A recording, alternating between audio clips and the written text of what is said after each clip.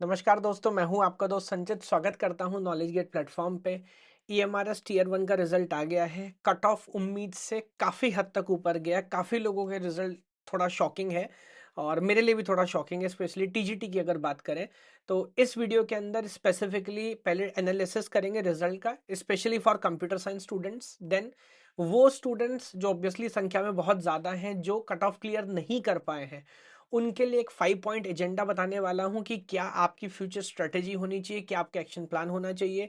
और वो स्टूडेंट्स ज्यादा इंपॉर्टेंटली जिनका क्लियर हो गया है, ओवर कॉन्फिडेंट होने की बिल्कुल जरूरत नहीं है। ट्रेलर आपको मिल गया कि कंपटीशन इतना ज्यादा है। 5 पॉइंट का एजेंडा उनके बारे में बताने वाला हूं कि कैसे आपको आने वाले 50 दिन में प्रिपरेशन करनी चाहिए। तो चलिए शुरू करते हैं। तो देखिए, सबसे पहले देख लेते हैं एक बार कट ऑफ्स। तो अगर हम टीजीटी की बात करें, या पहले चलो टीजीटी की बात कर लेते हैं, तो मैं एक बार सॉर्ट करके रखा है कि कहाँ कहाँ कितना कितना है। मैथ्स में तो कमाल ही हो गया। कट ऑफ, और आप समझिए कट ऑफ का मतलब अभी 1:10 की रेशियो में शॉर्ट लिस्टिंग हुई है। 76 पे कट ऑफ चला गया। आप देखेंगे साइंस में 73 पे गया है, लाइब्रेरियन 72 पॉइंट समथिंग, और सीएसआईटी का भी 71 है।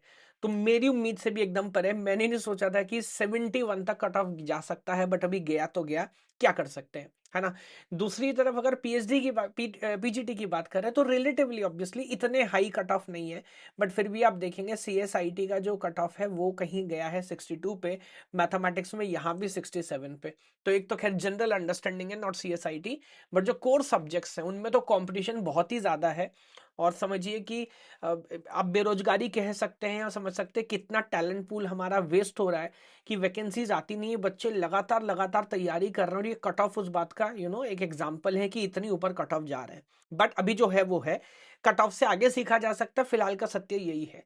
सीएसआईटी में अगर एक बार डिटेल में बात करें तो आप देख सकते हैं कि हालांकि काफी वेरिएशन है।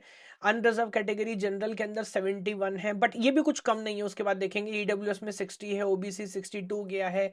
इवन एससी और एसटी में भी अबव 50 कट ऑफ है। तो आप देखेंगे ऐसा नहीं कि बहुत ड्रास्टिक डिफरेंस है, ये तो ऑब्वियसली अलग कैटेगरी हो जाती है। और सेम बात यहाँ पे 62 कट ऑफ गया है जनरल का पीजीटी के अंदर, एंड 54, 54 एंड 46 एसटी में 25 गया है। तो अगेन एक चीज जो समझनी पड़ेगी वो ये कि कंपटीशन बढ़ते जा रहा है, और जैसे जैसे समय आगे बढ़ते जाएगा कंपटीशन और बढ़ता जाएगा।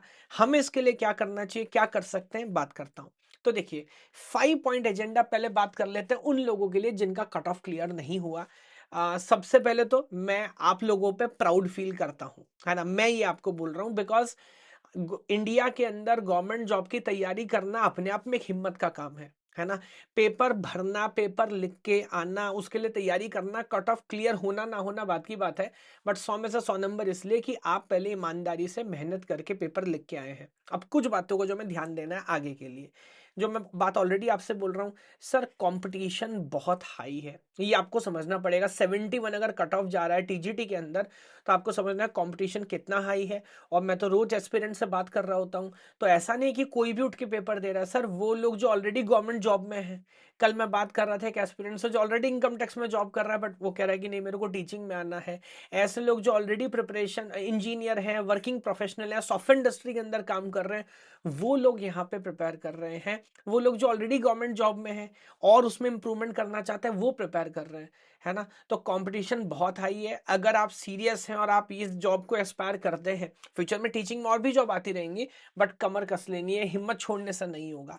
दूसरी बात, एक चीज मैंने नोटिस करी है वो ये, काफी स्टूडेंट ऐसे होते हैं जिनका लेवल ऑफ अंडरस्टैंडिंग ठीक ठाक है।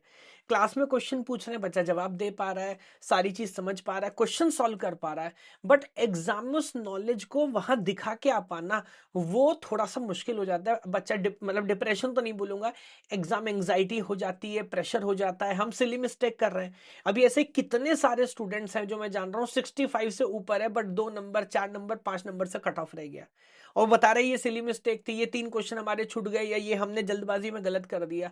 तो एक बात और आपको ध्यान रखनी पड़ेगी, एग्जाम से डरना नहीं है। इसका तरीका है कि खूब सारे मॉक टेस्ट लिखो, इतने सारे एग्जाम लिखो कि आपको प्रैक्टिस हो जाए, कोई टेंशन ना हो। मैं एक बात अपनी क्लास में भी बोलता था, किसी एग्जाम को दिल से नहीं लगाना, वो उससे ना फिर टेंशन बिल्डअप हो जाती है। तो सिली मिस्टेक से बचना है, फंडामेंटल पॉइंट्स याद रखने हैं, इससे भी आप 4 से 5 नंबर अपने कम से कम बढ़ा सकते हैं। अगला, हार्श रियलिटी जो आपको समझनी पड़ेगी, काफ़ी सारे लोग ऐसा बोलते हैं कि सर हमने जैसे ही नोटिफ़िकेशन आया हमें पता लगा था, हमने 2 महीने पूरी जान लगाई, 15 दिन जान लगाई, 1 महीने जान लगाई, बहुत अच्छे से पढ़े, फिर भी नहीं हुआ। आपको एक बात समझनी पड़ेगी, जो लोग शॉर्टलिस्ट हो रहे हैं ना सर, तपस्या बहुत लंबी होती है। आपको ऐसा लग सकता है कि 2 महीने में मैंने पूरी जान लगाई, बट कोई ऐसा जो 2 साल, 3 साल, 4 साल से लगा हुआ है, टॉपिक पे काम कर रहा है, अंडरस्टैंडिंग बहुत ज़्यादा है, तो किसका सिलेक्शन होगा? तो मैं आपको याद दिला रहा हूँ, लड़ाई लंबी है, ये छोटी लड़ाई नहीं है ना? तो ये वाला थॉट प्रोसेस आपको छोड़ना पड़ेगा कि गवर्नमेंट जॉब में तैयारी करनी है कि 2 महीने जान लगा देंगे, अगली वैकेंसी जब आएगी तब शुरू करेंगे। अब ये ट्रेलर मिल गया आपको, तो ऐसा मत करिएगा। तैयारी करते रहिए, अगर टीचिंग कैटेगरी अंदर जॉब करनी, आने वाले 1-2 साल कंप्यूटर साइंस के लिए बहुत शानदार होने वाला है ना? तो हो ये कि अगली वैकेंसी जो भी आए, ऑलरेडी बहुत सारे पेपर लाइंड अप है, आप में से कई लोगों ने भरे भी होंगे। अब उनका इंतजार मत करिएगा, डिसिप्लिन बना लीजिए, कंसिस्टेंसी जीतेगी लॉन्ग टर्म में। डेली मेरे को 4 घंटा, 5 घंटा, 3 घंटा, जितना आपसे बन पड़ता है पढ़ना ही है, ताकि जब पेपर आए मैं बिल्कुल रेडी रहूं, है ना? अब आर्मी है, ऐसा थोड़ी जब युद्ध का ऐलान हो जाता है उसके बाद तैयारी शुरू करते हैं। They are battle ready every time, आप बोलो और वो रेडी है एकदम, वो वाला लेवल चाहिए। अगली बात जो मैं अगेन दोबारा काइंड ऑफ रिपीटेटिव पॉइंट है, बट एडिशनल इसमें 2-3 बातों का ध्यान रखना है। ये हमारा इसमें बहुत सारे एस्पिरेंट्स थे, कंपटीशन भी थोड़ा हाई था क्योंकि वो बीएड वाला रिक्वायरमेंट नहीं था, है ना? अब क्या करें सर? तो देखिए, दो बातें, पहली बात तो लगातार पढ़ते रहिए। बीएड कर भी लेंगे तो भी ऐसा तो है नहीं शॉर्टलिस्ट हो जाएंगे, तो पढ़ते रहिए। अगर टीचिंग कैटेगरी के अंदर जॉब करनी है, गवर्नमेंट जॉब के अंदर, कंसेप्ट सॉलिड रखिए। सिलेबस कुछ भी आया, थोड़ा ऊपर थोड़ा नीचे, पेपर डिफिकल्ट है आसान है, आप शॉर्टलिस्ट होने चाहिए। दूसरा, बीएड करना पड़ेगा, है ना? तो सीएसआईटी में क्योंकि ज्यादातर पेपर्स ऑलरेडी ऐसे हैं जहां बीएड मैंडेटरी हो गया है इवन इन सीएसआईटी, और जहां नहीं है कुछ समय में धीरे धीरे वहां भी होने वाला है ना? तो ये दूसरी एडवाइस मैं आपको दे रहा हूं, अगर आप सीएसआईटी में हैं और टीचिंग कैटेगरी के अंदर जॉब करना चाहते हैं तो बीएड करिए। और आखिरी बात, अभी क्या करना है? तो अगेन, एक दिन खत्म, अगला दिन अगली लड़ाई। अब आपको क्या सोचना चाहिए, बहुत सारे लोग ऐसे हैं जिनके पेपर लाइंड अप है। काफी लोगों ने यूपीएलटी ग्रेड का भरा हुआ है या केवीएस एनवीएस का भरा हुआ है। तैयारी करते रहिए, अगला पेपर, ये नहीं तो कोई और, ये नहीं तो कोई और। मेरे पापा बोलते हैं, मैंने 2 साल बैंकिंग की तैयारी करी थी अपने टाइम में और फाइनली जॉब लगी इंश्योरेंस में। मेरे बैच में जितने कोचिंग में बच्चे थे किसी ने भरा नहीं, मैंने कहा चलो जो भी है भर देता हूँ, बाय चांस जॉब लग गई और पूरी नौकरी कंप्लीट करके रिटायर हुए हैं, है ना? तो गवर्नमेंट जॉब का यही गेम है सर, जो वैकेंसी आए भरते जाना, कैटेगरी पकड़ लीजिए, मैं नहीं कह रहा कुछ भी भर दो, बट टीचिंग के अंदर जो जॉब आए भरते जाओ। अभी जो अगले पेपर है, अब इसमें डिमोटिवेट होना या ये सोचने से कोई होगा नहीं। ये देखो प्रॉब्लम क्या है, सर मेरा शॉर्टलिस्ट नहीं हुआ, भाई क्यों नहीं हुआ? अब उसका थोड़ा एनालिसिस करना पड़ेगा, टॉपिक बाय टॉपिक देखो क्या सिलेबस था, कहां मेरी परफॉर्मेंस में कमी रही, और अगला जो पेपर है उसमें मैं वो रिपीट ना करूं, तो बस बात बन गई, है ना? सेम गलती बार बार करेंगे तो कैसे होगा? तो इस बात का ध्यान रखिए। 5 पॉइंट एजेंडा आप लोगों से पहले बात करी मैंने। अब बात कर लेते हैं जो लोग शॉर्टलिस्ट हो गए, कॉन्ग्रेचुलेशंस, मैं दिल से बहुत बहुत आप लोगों का धन्यवाद करता हूँ। ईमानदारी से आप लोगों ने काम किया और भगवान ने आपको एक अच्छा रिजल्ट देके उसका एक प्राइज, एक उपहार भी दिया। अगर अभी बात करें तो पहली बात कर लेते हैं एग्जाम की डेट की। मेरे को लगता है 20 मार्च के आसपास कहीं आपका मेंस होना चाहिए। थोड़ा सा लेट चल रहा है शेड्यूल, बिकॉज अभी जैसा आप सब लोग जानते ही हैं, कई लोग यूट्यूब पे बात भी कर रहे हैं क्योंकि बोर्ड्स के एग्जाम फंस गए हैं, उसकी डेट शीट ऑलरेडी है। तो मेरे को लगता है 15 मार्च तक, मिड ऑफ मार्च तक जितने भी इंपॉर्टेंट पेपर हैं वो सीबीएसई खत्म कर लेगा, तब कहीं मार्च के लास्ट में, या मैंने बोला 7 डेज प्लस माइनस इधर कहीं आपका पेपर होना चाहिए। मोटा मोटा मान के चलेंगे तो 50 दिन आपके पास है मेंस के लिए, जो कि अगेन एक अच्छा टाइम है ना? उसके बाद रिजल्ट कहीं अप्रैल में मिलेगा, देन मार्च में डॉक्यूमेंटेशन होगा एंड एवरीथिंग गोज फाइन। तो जून जुलाई तक, मैं तो खुद केवीएस में पढ़ा हुआ हूँ, तो आमतौर पे ये जितने भी केवीएस एनवीएस ईएमआरएस हैं 25-26 जून में स्कूल खुलते हैं। आई थिंक जब स्कूल खुलेंगे तो आप ज्वाइनिंग कर चुके होंगे। अब अगेन आप लोगों को फिर से एक हार्श रियलिटी याद दिलाता हूँ सर, कंपटीशन 1:10, अभी नौकरी नहीं लगी, है ना? वैकेंसी टीजीटी के अंदर सिर्फ 550 है, अभी 5,500 एस्पिरेंट चुने गए हैं और तब पहुंच गया कट ऑफ 71। तो इमेजिन करो यहाँ कितनी खूनी लड़ाई होने वाली है। Same applies to TGT, vacancy सिर्फ 154 है, 1500 नहीं है ना? तो ये पॉइंट नंबर 1 ध्यान रखना है, ये सिर्फ स्टेज 1 था, अभी अगला बैटल होने वाली है। अब पैटर्न याद दिला रहा हूँ, 3 घंटे का पेपर है, 40 नंबर ऑब्जेक्टिव है, 60 नंबर डिस्क्रिप्टिव है।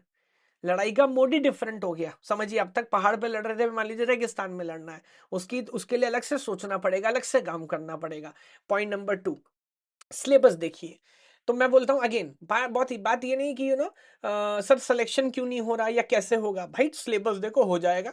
आपको देखना पड़ेगा आर्किटेक्चर में क्या पूछ रहा है, जो बड़े बड़े मॉड्यूल्स है ये, उसके बाद पूरा पाइथन है। 20 to 30% क्वेश्चन जो सिलेबस है आपका वो सिर्फ पाइथन पाइथन पाइथन है, पूरा पाइथन है। उसके बाद ये आपका एक छोटा सा साइड टॉपिक हो गया। देन आपका नेटवर्क्स है, उसके अब तो सीक्वेंस मेरे को भी रट गई है। देन उसके बाद आपका डीबीएमएस, और ये फिर थोड़े से एडिशनल टॉपिक है। तो सिलेक्शन कैसे होगा, थोड़ा बहुत सिलेबस ऊपर नीचे पीडीटी टीजीटी में, फंडामेंटल आइडिया सेम है। पहली प्रायोरिटी पाइथन को देनी है। उसके बाद कंप्यूटर आर्किटेक्चर जो आपका सीएसओ है, इसका मैंने वन शॉट बना के भी डाला, यूट्यूब पे आप चेक करिएगा। नेटवर्क्स का भी डालूंगा और डेटाबेस का भी डालूंगा। तो पहली प्रायोरिटी पाइथन, उसके बाद सीएसओ, नेटवर्क्स, डेटाबेस। उसके बाद ये एक पैटर्न इमर्जिंग ट्रेंड्स और टूल्स का, और एक ये सोशल लॉ एंड एथिक्स का।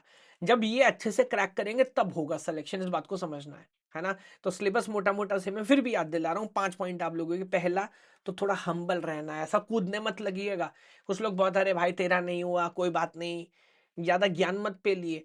बहुत सारे लोग हमको भी मैसेज बोल रहे हैं, थैंक यू बोल रहे हैं, sir thank you so much, इतना अच्छा पढ़ा है, जो आपने पढ़ा वही question word to word exam में आ गया।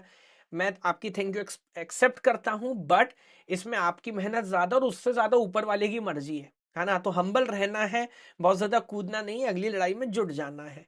दूसरी बात, कम से कम 8 से 10 घंटा पढ़िएगा, 50 दिन का समय है, competition is on the next level. आप जॉब करते हैं या कोई और समस्या है, ये आपकी प्रॉब्लम है। आप देख रहे हैं एस्पिरेंट्स कितने हैं, बच्चे छुट्टी ले लेके लगे हुए हैं, 24 घंटे यही कर रहे हैं। तो 8 घंटा करिए और बचे हुए समय में इसके बारे में ही सोचते रहिए। Topics, question syllabus, topic question syllabus कैसे लिखूंगा, तब होगा सिलेक्शन। कोई हल्का काम करेंगे तो नहीं हो पाएगा। अगली बात, दिन में कम से कम जो पढ़ रहे हैं 2 से 3 घंटे लिखना ही है, लिखने की प्रैक्टिस करनी पड़ेगी। और जब तक, बाबा रामदेव बोलते करने की विद्या करने से होगा, जब तक नहीं करेंगे तब तक नहीं होगा सिलेक्शन, लिखवा लो इस बात को, है ना। तो 2 से 3 घंटे लिख लिख के देखने हैं क्वेश्चन। मैं बताऊंगा हम इसमें आपकी कैसे हेल्प कर सकते हैं, बट ये करना है आपको, इसमें भूलिएगा मत। उसका स्मार्ट वर्क थोड़ा सोचना पड़ेगा। अब जैसे मैंने आपको टॉपिक्स बताए, कोई टॉपिक उठा लिया, पूरा पढ़ना शुरू कर दिया, पढ़ते जा रहे हैं, बहुत तलवार की लाइन पे चलने जैसा है। आपको देखना पड़ेगा प्रीवियस ईयर क्वेश्चंस लगभग किस पैटर्न के आते हैं, इस कैटेगरी से किस तरह के क्वेश्चन पूछे जाते हैं। वो सारे क्वेश्चन अपन प्रॉपर कर पा रहे कि नहीं कर पा रहे। थोड़ा ज्यादा पढ़ लेंगे लेवल से ऊपर तो भी वेस्ट है, थोड़ा कम पढ़ लेंगे तो भी वेस्ट है। तो 8 से 10 घंटा पढ़ना तो है, बट पढ़ना क्या है इसको फिगर आउट करना बहुत जरूरी है। तो उसको फिगर आउट करिएगा। हमारी मदद लेना चाहते हैं, मैं कैसे करूंगा, मैंने ऑलरेडी यूट्यूब पे वीडियो बना के डाली, आपको बताऊंगा, आप देख सकते हो। पूरी 1 घंटे की वीडियो हर एक टॉपिक के ऊपर, सीएसयू के ऊपर 1 घंटे की वीडियो बना के डाली है, जहां पर यही बताया हर टॉपिक में एक्चुअली पढ़ना क्या है। वरना सोचते रहोगे तो कुछ नहीं होगा, मतलब पढ़ लोगे बट वो एग्जाम में नहीं पूछा जाएगा, है ना। और आखिरी पॉइंट, अगेन डिसिप्लिन बनाना पड़ेगा डेली। कभी कभी क्या होता है ना, एनवायरमेंट से डिसिप्लिन बनता है। मैं बोलता हूं, आप मेरा प्रोग्राम ज्वाइन करो, किसी और का प्रोग्राम ज्वाइन करो, जिसका आपको अच्छा लगता है, बट डेली जब सही बिरादरी में, सही एनवायरनमेंट में बैठोगे ना, तब कंसिस्टेंसी आएगी। वरना होता ही है कि बच्चे से बात करते हैं, मुझे बताना आप रिलेट करोगे इस बात से, 2-3 दिन सर पढ़ाई बहुत अच्छी, फिर एक दिन पता नहीं क्या हो गया, और फिर 2-3 दिन पढ़ ही नहीं पाए। 50 दिन में एक दिन भी वेस्ट नहीं करना है, competition is on the next level, ये बात आपको समझा रहा हूं, है ना। तो ये 5 पॉइंट आप लोगों के लिए थे।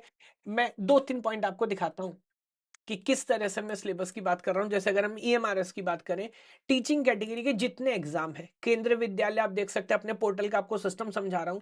नवोदय विद्यालय, ईएमआरएस, यूपीपीएलटी, उसके बाद ये राजस्थान वाला हो गया, बीपीएससी हो गया, डीएसएस भी हो गया, इन सारे क्वेश्चंस का कलेक्शन लगभग 5,000 क्वेश्चंस हमारे पास ऑलरेडी प्लेटफॉर्म पे है। तो इससे आपको 100% हर टॉपिक बाय टॉपिक आपको समझने का मौका मिलेगा, एक्चुअली इस टॉपिक से क्या क्वेश्चन पूछा जा रहा है ना। उससे ज्यादा पढ़ोगे तो भी खराब, उससे कम पढ़ोगे तो भी खराब, है ना। उसका देखोगे, जैसे मैं सीएसओ का एग्जांपल दिखाता हूं, आई थिंक आपको यहाँ विजिबल होगा, ये देखिए, है ना। ये जो नोट्स हमने डेवलप किए, इसी बेस पे डेवलप किए हैं कि पहले सारे 200-250 क्वेश्चन देखे, इन टॉपिक से क्या क्या क्वेश्चन पूछे गए, उस बेस के ऊपर ये नोट्स ट्राई किए। और अब ये नोट्स इस काबिल हैं कि आप एक टॉपिक नहीं बता सकते कि सर यहां से क्वेश्चन आपके नोट्स में कवर नहीं, कवर्ड है। उसके अलावा डिस्क्रिप्टिव पे देखिए किस तरह का एग्जाम्पल सेट, कि ऐसे आपको लिखना है, क्या हेडिंग लिखनी है, क्या डायग्राम बनाना है, हर एक टॉपिक से क्या डिस्क्रिप्टिव क्वेश्चन हो सकते हैं, वो सारी चीजें हमने यहाँ पर कवर की है। तो शानदार क्वालिटी के नोट्स, पॉइंट नंबर 1, नोट्स सबसे बाद में बनाते हैं, पहले हम बैठ के सिर्फ प्रीवियस ईयर क्वेश्चन ही स्टडी कर रहे हैं सर हर टॉपिक के अंदर। तो सारे पीवाई की स्टडी करने के बाद नोट्स बनाते हैं, उसके बाद डिस्क्रिप्टिव क्वेश्चन यहां पर बना रहे हैं। ये आप इसका देख सकते हैं, ये आप देख सकते हैं कंप्यूटर नेटवर्क्स का, है ना, जितने भी टॉपिक है, और ये सब हमने नए डेवलप किए हैं notes just on the idea of teaching category, है ना, किसके ऊपर काम करना है, कैसे काम करना है। तो बहुत सारी चीजें हैं। अब मेरे को लगता है सीएसआईटी के अंदर, मैं बोलता हूँ अगेन, बहुत सारे लोग बहुत सारे सब्जेक्ट चला रहे हैं, हम बहुत सारे सब्जेक्ट नहीं चला रहे सर। आपने हो सकता है अभी तक सेल्फ स्टडी किया हो या टीयर वन किसी और से भी पढ़ा हो, बट मैं इसमें पूरा विश्वास रखता हूं आने वाले 2 महीने हम जान लगा देने वाले हैं, और कंप्यूटर साइंस हमसे अच्छा कोई नहीं पढ़ा सकता। और इसे बोलने के लिए नहीं बोल रहा, यूट्यूब पे हो सकता है आपने कोई ना कोई मेरा कंटेंट देखो, 10-12 साल हो गए मेरे को इस लाइन में काम करते हुए। तो चाहे वो रिलीवेंसी हो, मैं ना जरूरत से कम पढ़ाता हूं ना जरूरत से ज्यादा पढ़ाता हूं, एग्जैक्टली क्या पढ़ना है, क्या क्वेश्चन आएगा, उस लेवल की ट्रेनिंग, है ना। और बहुत सारे लोगों के पास बहुत सारा काम करने के लिए, मेरे पास सिर्फ कंप्यूटर साइंस ही है पढ़ाने के लिए, है ना। तो 80% सिलेबस में मैं खुद ही लाइव पढ़ाता हूं। आने वाले 2 महीने में भी बहुत सारी लाइव क्लास आपकी लगाने वाले हैं, रिकॉर्डेड कंटेंट सब आपको अपलोडेड मिलेगा। और अगर आप मेंस लिख रहे हैं, अगर किसी और का आपने ज्वाइन भी कर लिया, एक मौका हमें भी देके देखिएगा, आपको डिफरेंस समझ आएगा, आपको क्वालिटी समझ आएगी, आपको लेवल ऑफ अंडरस्टैंडिंग समझ आएगी, है ना। बाकी ज्यादा लंबी बात नहीं बोलता, again wish you all the very best. आप जो भी सोचे आपके लिए अच्छा ही होगा, लेकिन कुछ करिएगा जरूर, हाथ पे हाथ धर के मत बैठिएगा, वरना ये अपॉर्चुनिटी चली जाएगी आपके हाथ से। ठीक है, भगवान आप सभी को खुश रखे। जय हिंद, जय भारत। कोर्स का लिंक आपको वीडियो के डिस्क्रिप्शन में मिलेगा। Thank you.